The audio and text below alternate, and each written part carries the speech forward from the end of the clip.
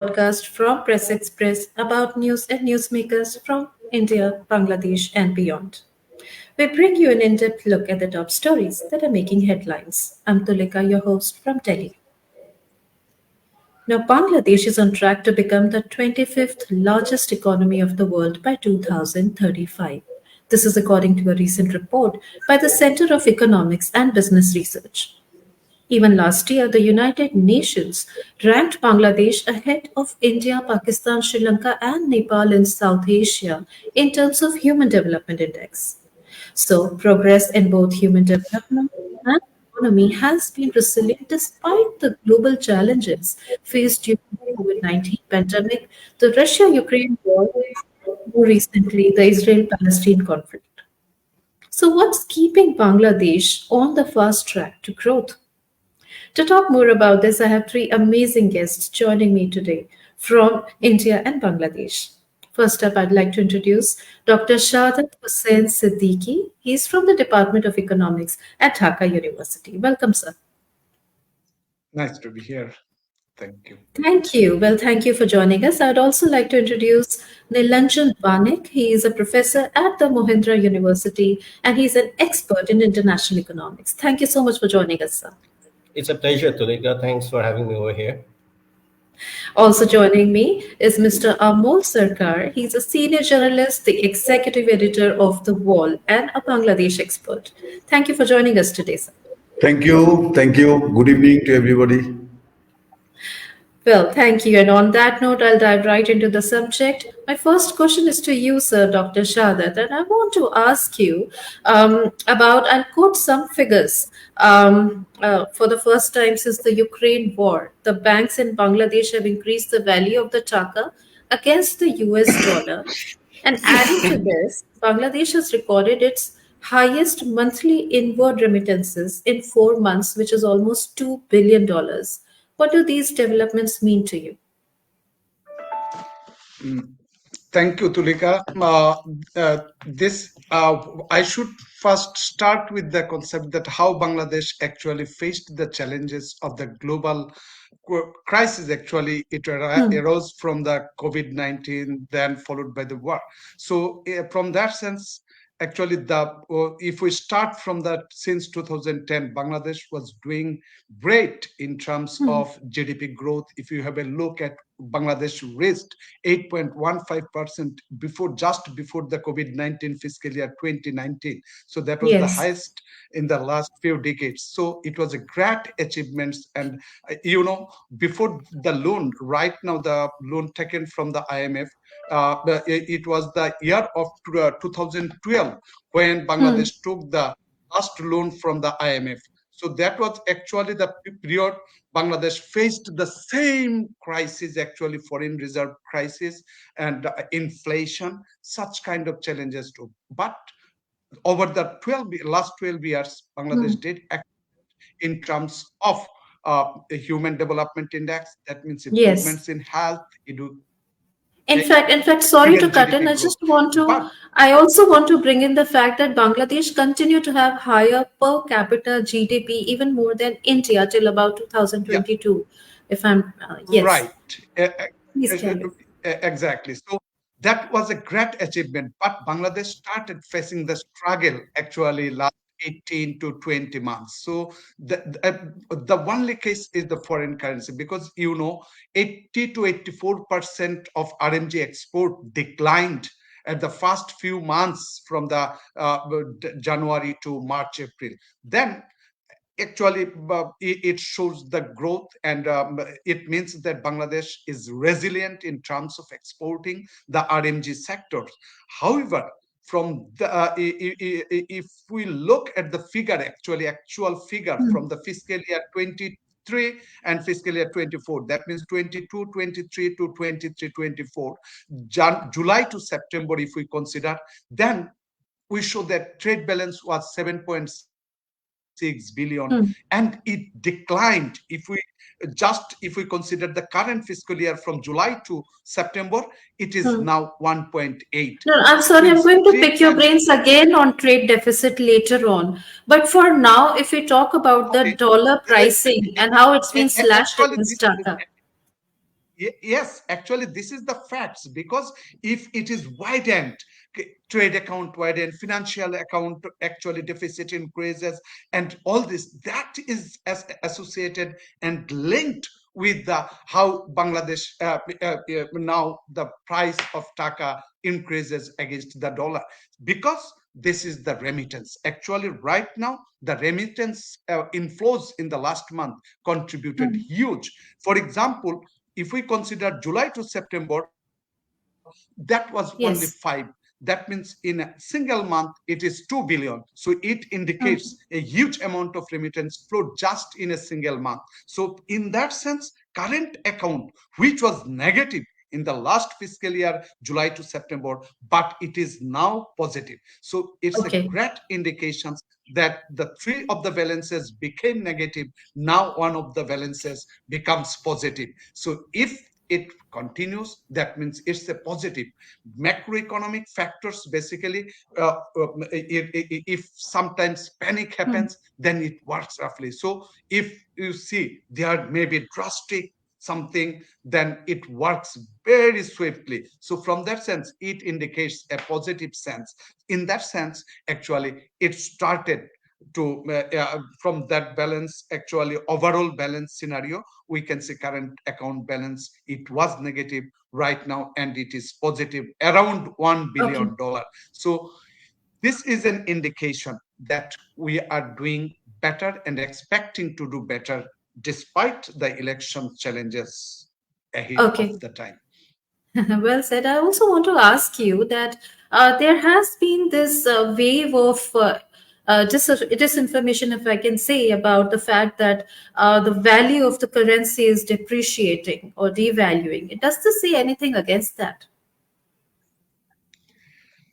Actually devaluation when if you see when the currency devaluates, actually when someone remits, they gets more money.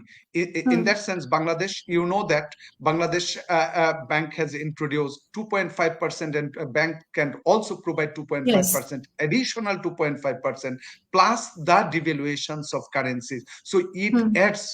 it attracted actually the those who remitters to remit Absolutely. currencies. So it started working. Even another case is that, you know, Hmm. those who back to the country during the COVID, actually they went back, they settled down. Now actually if the global economy started working and they are well paid off, they will start remitting the currency to this country. So this is a starting process. From that sense, actually, we can expect or hope that in future the trend will go up.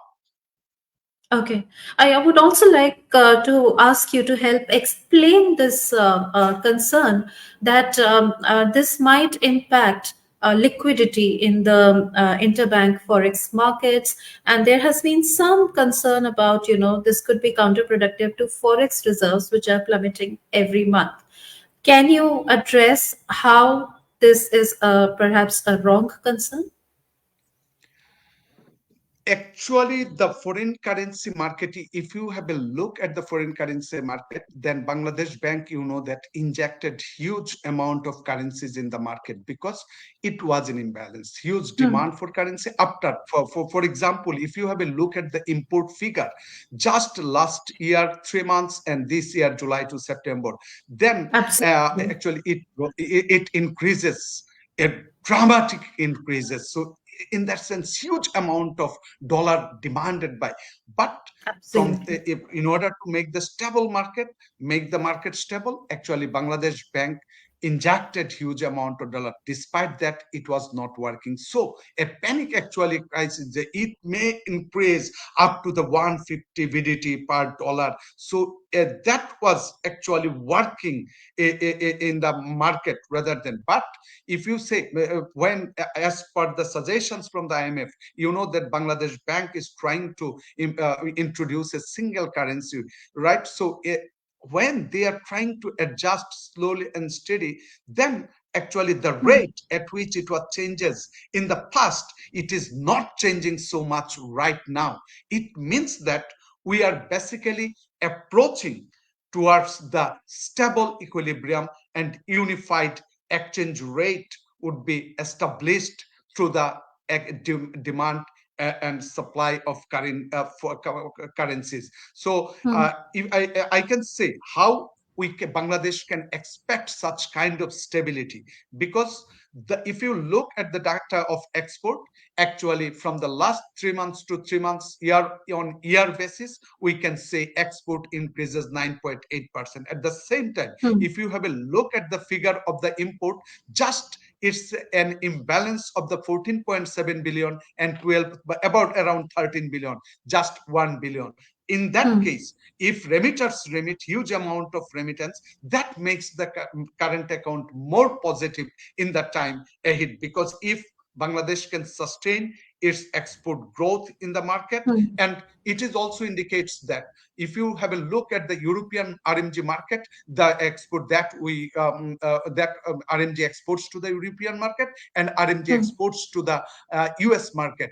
For example, if you have a look at the decline in the share of Chinese market, which country actually capturing that share, you will find the substantial portions, around 80 to 90%, is captured by the Bangladesh. So they are decreasing and Bangladesh is capturing. So this is also an indications and future prospects of the Bangladesh, so that it would make the, even if we have a look at the capital account balance, we see a positive vibe. Definitely. Even we are Yes, even and we are I have some interesting establishing the export questions coming in. Thank you for that. I have some interesting questions coming in, but before I take those, Nilanjan sir, I'll come to you. Looking at the figures and the developments that Shahadat is talking about, let's bring in the India perspective. India is such a close economic partner of Bangladesh. Our bilateral trade is worth $16 billion. We have started trade in local currency now. But do you see Bangladesh on an economic reversal path from an Indian perspective? Yeah, I think so, because let me build on the points raised by Professor Siddiquee. So Bangladesh was actually doing quite well if you look over the last 10 years, because in terms of poverty rate, it has fallen from around 12%, and these are the World Bank data I'm quoting, to around 6% as Absolutely. we speak. In terms of growth rate, it happens to be the fastest growing economy in whole of South Asia. Then, of course, COVID happened, and we have seen that after COVID, alongside India, other countries, including Bangladesh, the growth rate actually tattered. But after that, all the economies were doing well. But then came the Russia-Ukraine war. Now, you should be knowing that Bangladesh is one of the largest importer of both refined oil as well as petroleum product, accounting to almost 60% of the total import bill that Bangladesh is spending.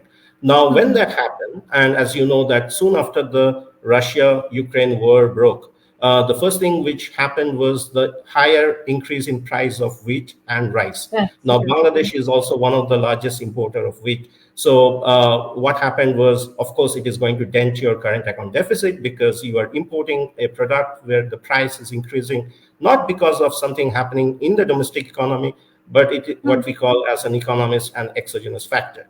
And as the Russia-Ukraine war continued, now we again have another sets of war in the Middle East, the Gaza war we are talking about, which has had an impact on increasing the price of crude oil. So this is a double whammy which the Bangladesh economy faced, both in terms of refined oil as well as crude petrol prices going up, and that is a cause of concern for the Bangladesh economy, because when an economy grow, it cannot grow without energy. Now, Bangladesh, like India, is one of the fuel dependent economy, and because Absolutely. Yes. the price of wheat, rice, as well as refined petroleum product, the prices are going up. It is what we are seeing, what we call imported inflation. That's the reason why you see that the inflation in Bangladesh is a little bit on the higher side, touching almost 10% as we speak. Now, what has happened in between 2022 and 23? You also see, because of the war in Europe, there is also a fall in income, both in US as well as in Europe. Now, if you see what are the items that the Bangladesh exports, the major item what Bangladesh is exporting are ready-made garments, leather items, footwear items, fish, crustacean, and other food items. Now, these are primarily income elastic item. What it means? It means that if the income of your importers are going up, then of course you will tend to export more. Now, in case because of war and because of some of the financial crisis, we saw some shoot of financial crisis happening in the US early this year, January, when you have seen some of the banks, commercial bank in the US actually they got run for money thanks to the higher Yes. bond yield. So because of that, what you see that the income both in Europe and in the US, they are actually not growing to the extent one would have thought so. So because of that, some of the income elastic item which Bangladesh specialize in, we are seeing that it is not actually happening. Okay. Okay. Well, thank you for that. And I want to bring you in, Amol. Both the economists have given their expert comments, and obviously from a very hardcore economic perspective. But Amol, when we talk about the general people, the common people like you and me, all we worry about is the rate of high inflation, the prices of commodities going up, like Nilanjan was just talking about, wheat prices, fuel prices. That's what ultimately translates into how the common people understand these developments. So, how meaningful are these developments to them? How do you see this? You see, at the present world, there is no economy, stable economy, because of the US Russia-Ukraine war is one of the major causes, and overall economy is not in a good shape in anywhere in the world.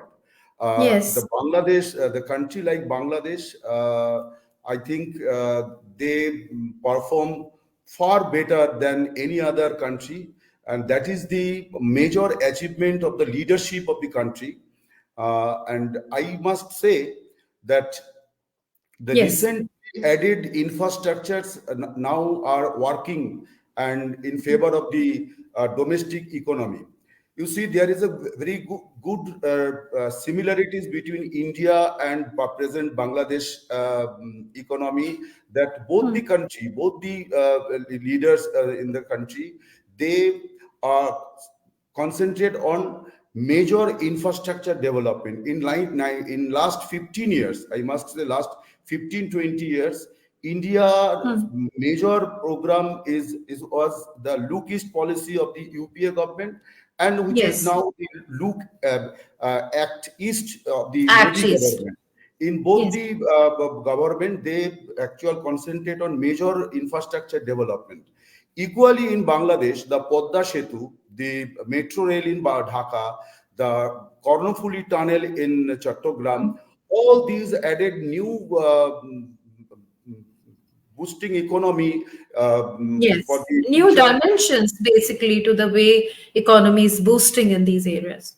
Yes, yes, yes. This is economic boosting. It will boost very much in future also.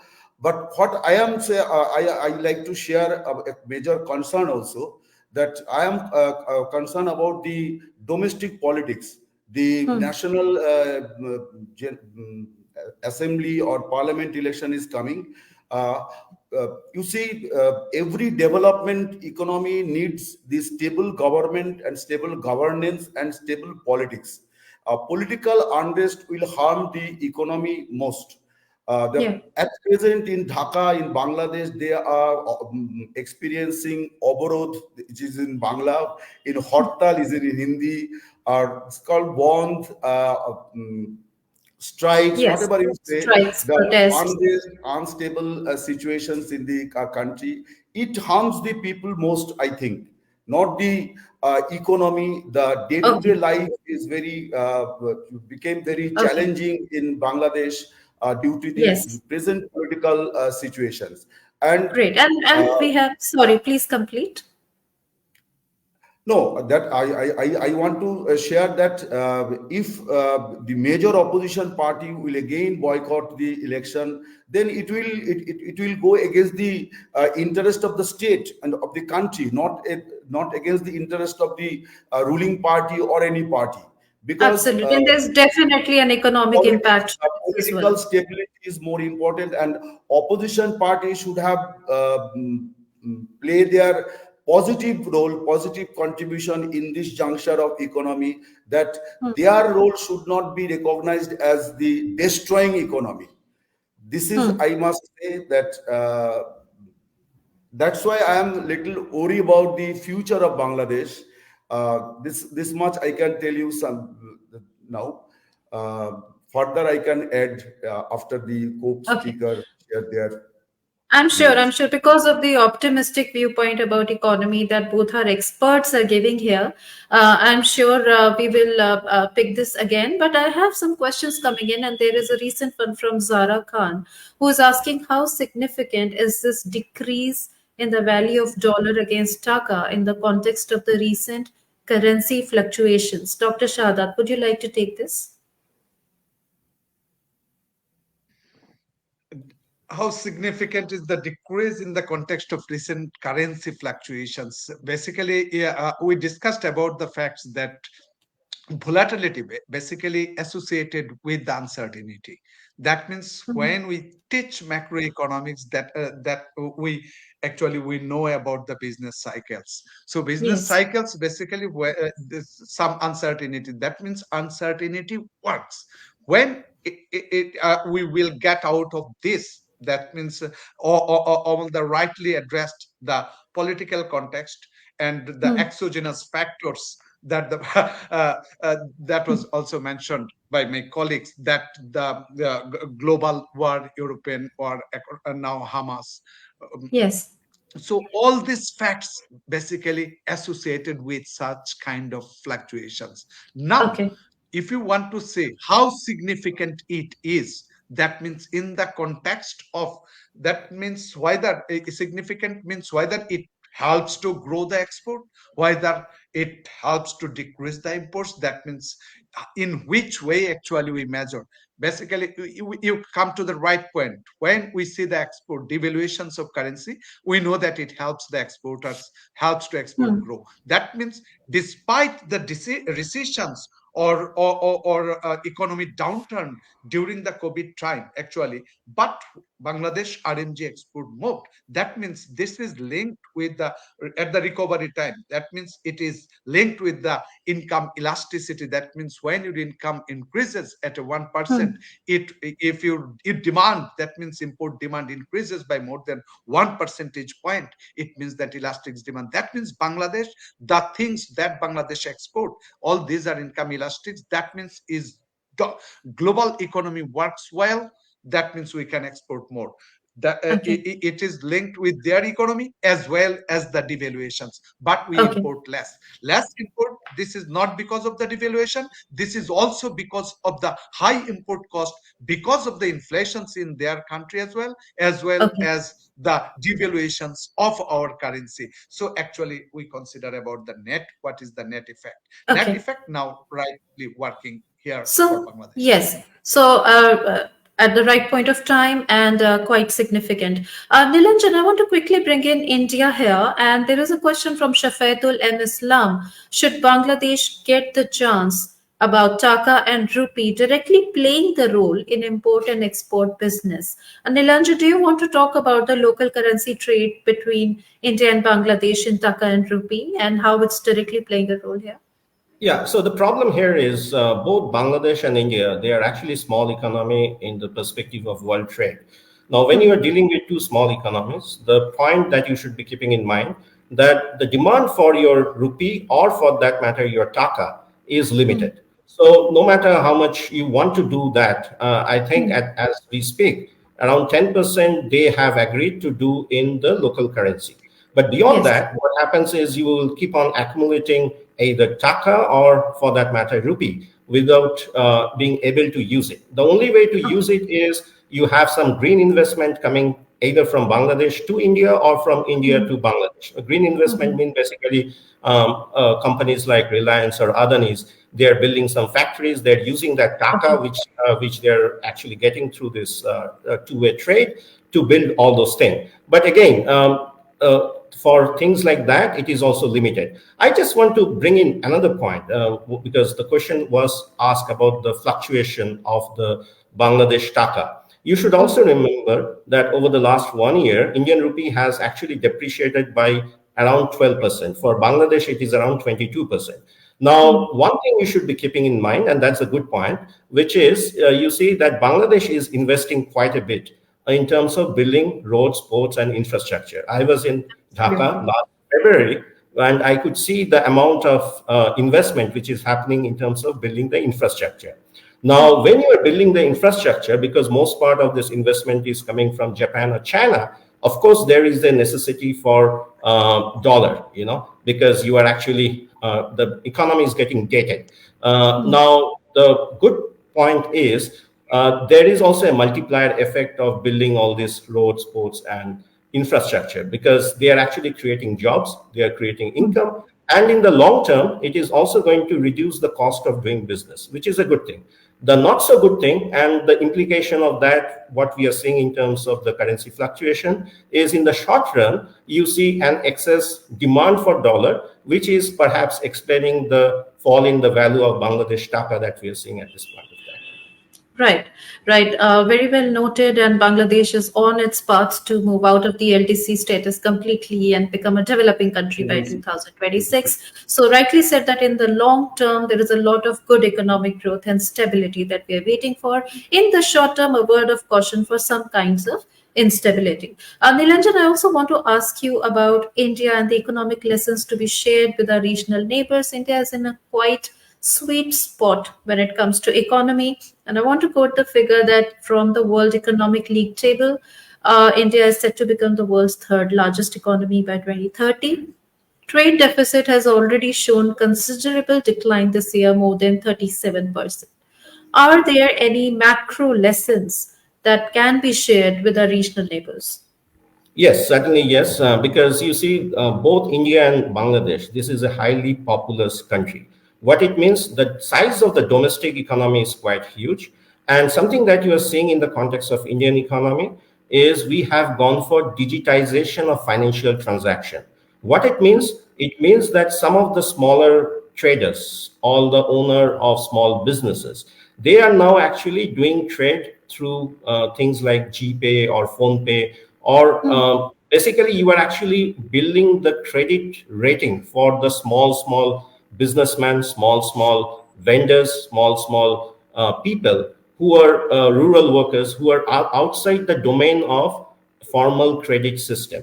So that is something I think Bangladesh should also be looking at, because once you have a data connection, you should be trying to ensure that how the financial transaction are happening under the formal domain, out from the informal economy. So that is going to actually help the smaller business people to get avail loan and scale up their business. So that is the one most important thing I think Bangladesh government or the policymakers over there should be learning from the Indian counterpart. Okay. The second thing is in India, again, why you see the GDP growth is so much resilient, because 2/3 of our demand is driven by the domestic economy. For instance, healthcare, Okay.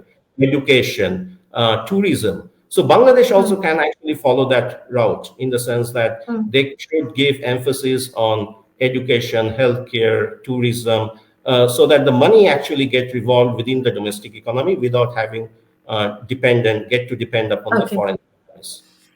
Great, but Amol, I want to bring you in quickly about the critics. A lot of critics pointing out this hue and cry about Bangladesh could be the next Sri Lanka in terms of an economic crisis, and there's a lot of political angle to it. What do you have to say about that?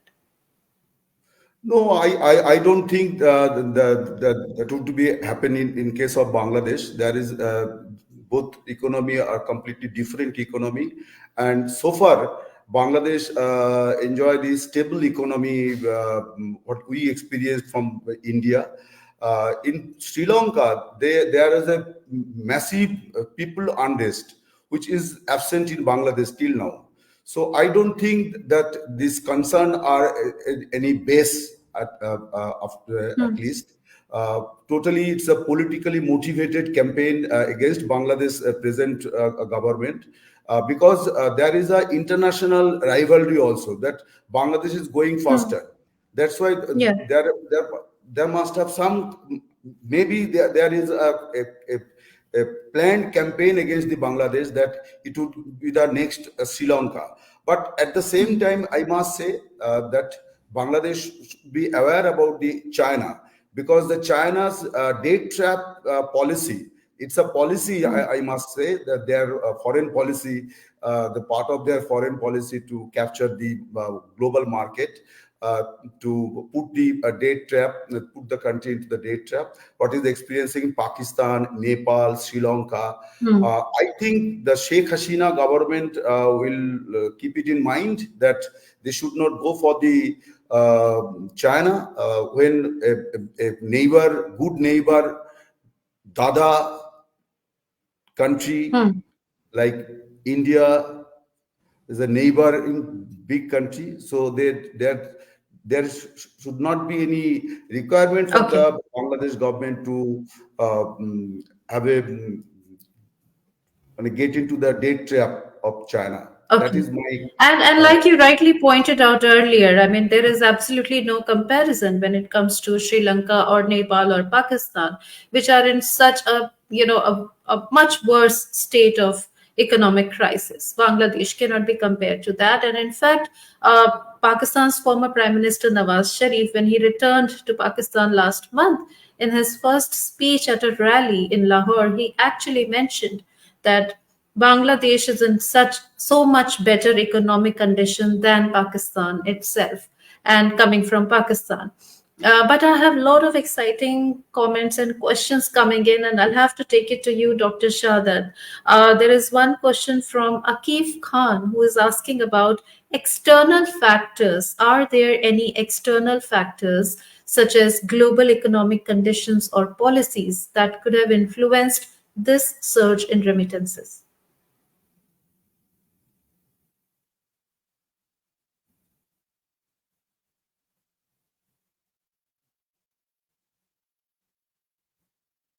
I think I'm losing you.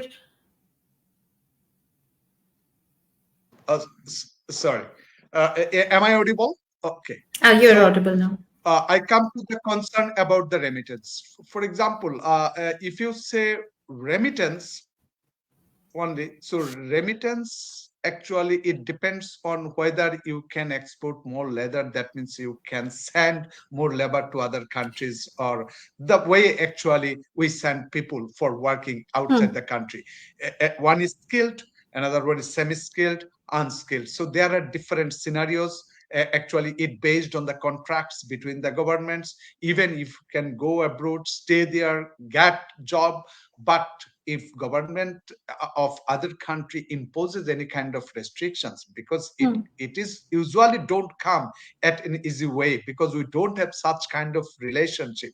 I can cite one case in this regard. For example, United Okay. States have want labor employment, labor standards, quality, some kind of in the unions. But there is a rumors in the country how it affects the Bangladesh US relationship. Actually, it's a formal discussions. They want to keep high standards of the quality of labor, employment Hmm. related issues. It was in the previous case, even after Rana Plaza, there were Hmm. some environmental Yes. compliances that Bangladesh maintained over the time period, and it reached to a global standards. That's why Okay. if you see the export demand increases, similarly, actually, it depends on the context, whether any kind Hmm. of sanctions on the labor import. It is not usually happened. So Okay. we should not get about panic. But the thing is how the world will run. That means external factors mean if the war spreads and may more Okay. devastating, then actually it affects every country, not only Bangladesh. Okay. Nilanjan, here's a question for you from Muhammad Rakib Sarkar, who is asking to elaborate on the impact of trading with local currencies with India, China, and Russia on the trade balance. Can you elaborate on the impact? I'm muted. Okay, so basically the way the trade happens is why dollar is the universal currency, because if you see almost 90% of the world trade is happening in dollar. Now let's say that all of a sudden India and Russia, which they did, decide that they will trade in a ruble versus Indian rupee when they trade in oil. Now that was happening because Russia emerged for some point of time as one of the largest exporter of crude oil to India.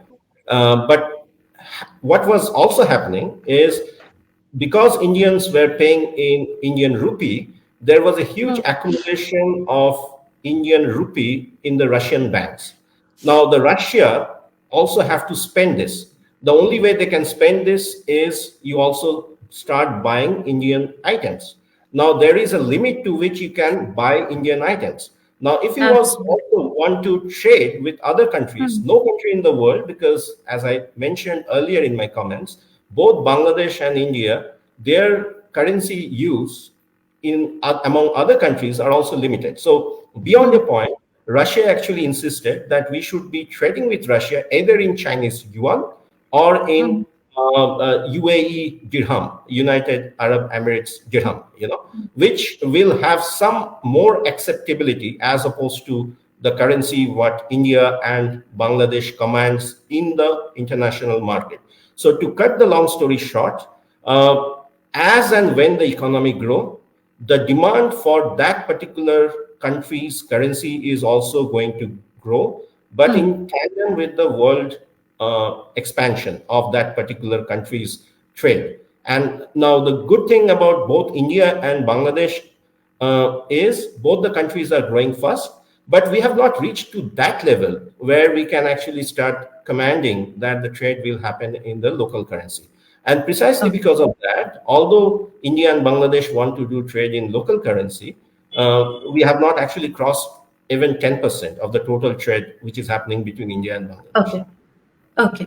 Well, Amol, I want to bring you in quickly and I want to ask you about the overall impact of all of these developments that we are discussing today on the election in Bangladesh, which is on the 7th of January. No, I think that would be a positive impact in the elections, because people will, the serious citizens of the Bangladesh, I think they will judge, they will consider the impact of the recent developments and contribution of the recent developments and the role of the government. Yes, there is questions about the elections, about whether it will be free and fair. But present government repeatedly declaring their wishes to hold the election free and fair. Bangladesh Foreign Secretary will visit tomorrow to Delhi, and he will meet the 90 ambassadors whose office not in Dhaka, where he will explain the present government positions about the coming elections. So I think the development so far happened in Bangladesh will be a major impact in coming election, because the uh, common people, they will experience, they will realize the impact of the development in their day-to-day life. In Padda Setu, Yes. already people are experiencing the benefits of a huge infrastructure, huge, which is amazing, and that's a very what I want to say, that this will contribute more in the coming days in the Yes. 22 southern districts of Bangladesh. So Yes. overall economy will survive, overall economy will develop, and I think the common people, they will definitely consider this, and considering this, they will cast their vote in the coming elections, and it will be a Absolutely. challenge for the oppositions also. The development program so far happened in Bangladesh.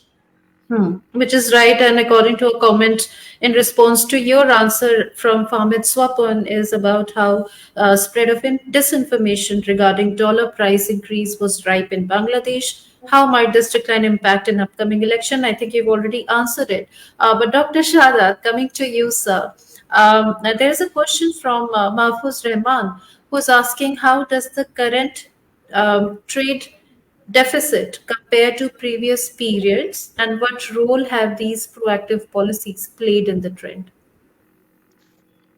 Thank you. It is a very nice questions actually, and it is linked with the previous questions. Actually, the spread of humors and the how it might help or Bangladesh in the time ahead. So simply, you can say for having the positive vibe, it is important to know how it is proceeding over the time period. So from that sense of view, if we want to have a look at the trade balance of Bangladesh, I mentioned at the beginning of my comments that if you consider the last 3 months, July, August, and September 24, and the same 3 months, 2023, actually the Hmm. trade balance was minus 7.6 billion. Now, for Hmm. this 3 months, 2024, it is 1.8 billion. What actually the number indicates? It means that we are doing well in terms of exporting, and whether it is reducing import or expanding our exports. So if we have a look at the disaggregated figure of the trade balance in case of export, Hmm. actually it was around 11.8 billion dollar, but for the same 3 months in 2024 we did it more. That means it is around 12.9 billion dollar. So we can say it is around 10% increase. That means it's a positive thing that how the trade is happening. For example, RMG export, we exported Yes. for the 3 months 10 billion, it is more than 11.5 billion. But import dramatically, that has actually say, might have some consequences. For example, it was 19, but Bangladesh government has restricted on some actually non-essential commodities and luxury commodities. That would help Hmm. to bring it down from 19 billion to 14 billion. That is 25% decline in imports. That makes the positive contributions to Okay. even if you know the scenario of the remittance. Actually, if we actually spread the news of positive vibe in the newspapers and many things. Basically, I told you that macroeconomics works based on the news. So Hmm. positive news should spread over to the, that would help to get rid of such kind of Okay. Okay, well, we're repercussions. running short on time and too many questions coming in. But I'll take one final question from Sauda Mehbooba Rahman, who's asking about considering the declining dollar price and the growing influence of BRICS nations. How can Bangladesh strategically position itself to harness the advantages of these changing currency dynamics for economic development and regional stability? That's a loaded question there for you, sir. So should I should I Do you answer want it? to take it? Okay. Yes. Okay. Actually, the growing influence of BRICS, that Bangladesh is not in the BRICS, and you know that our Prime Minister was invited there to. Actually, it is in the process. Actually, it depends on how they are planning and what are the activities to get involved. Whether they Hmm. want to introduce this unique currency, there are many actually factors that would determine actually the future potentials of the BRICS, even the inclusions of Bangladesh. So this is actually, we can visualize, we can think of many things, but it depends on the context, how they are shaping it. So that's from my Okay. end. Thank you. Well, on that, wonderful wrap up this wonderful discussion. Thank you all for joining us today. Thank you for sharing your insights on this. Thank you. Thank you. Thank you. Goodbye. And Thank for you. our Thank you. viewers, Thank you for joining us today. I hope you're going back with a more in-depth understanding of Bangladesh economy and being on a fast track to growth. Do share your feedback with me on my email tulika.bhatnagar@pressexpress.org, and feel free to say hi to me on my X or Facebook accounts. Till we meet next time, it's Namaste from Tulika. Thank you for joining us for this special live session of In Depth from Press Express today. Thank you and goodbye.